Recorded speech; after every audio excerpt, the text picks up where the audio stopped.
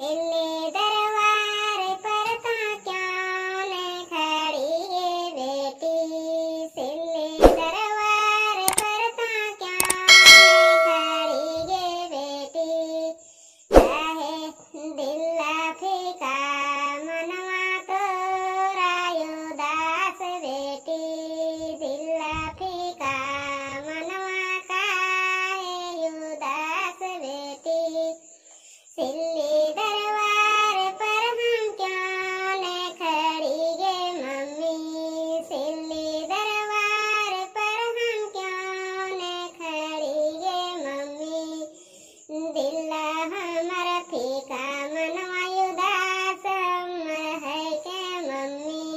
दिल फीका मनवा हमर उदास मम्मी।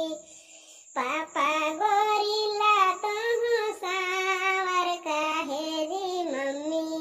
पापा गोरिल्ला तुहु सावर काहे जी मम्मी। वाहिलाई मनवा उदास हमर है के मम्मी। वाहिलाई मनवा हमर उदास मम्मी। सुनहि सुनहि तुहु हमारो जवाब गे दुलारी बेटी। सुनहि सुनहि हमारो जवाब गे दुलारी बेटी। पागोरिल्ला मम्मी सावर काहे जी बेटी। पापा गोरिल्ला मम्मी सावर काहे जी बेटी। दिल्ली दरबार पर ता क्यों ने खड़ी गे बेटी।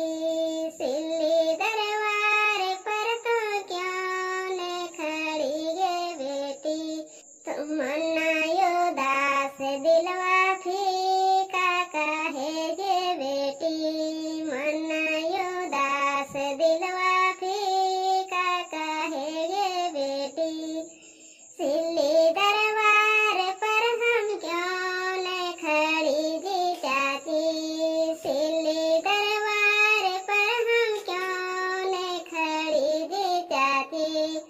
चाचा गोरिल्ला चाची